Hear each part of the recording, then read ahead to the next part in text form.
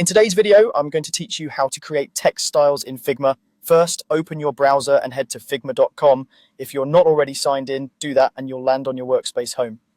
From here, open the All Projects view so you can see everything you have access to in one place. This makes it easy to keep things organized when you're working across multiple files. Choose the project you want to work in and open it.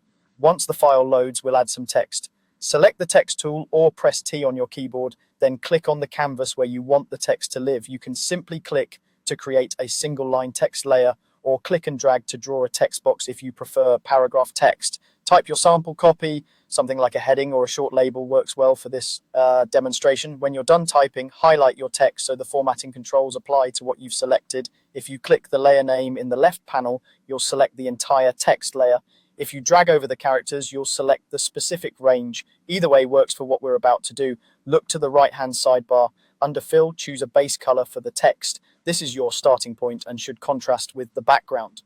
Next, in that same sidebar, find Effects and click the plus icon to add styling. You'll see options such as Inner Shadow and Drop Shadow. Inner Shadow is great for a pressed or inset look, while Drop Shadow lifts the text off the background. Pick the one that suits your design. Now fine-tune the effect. Adjust the blur to soften or sharpen the shadow's edges and use spread to control how thick or concentrated it appears. Small adjustments go a long way. Subtle values often look more professional.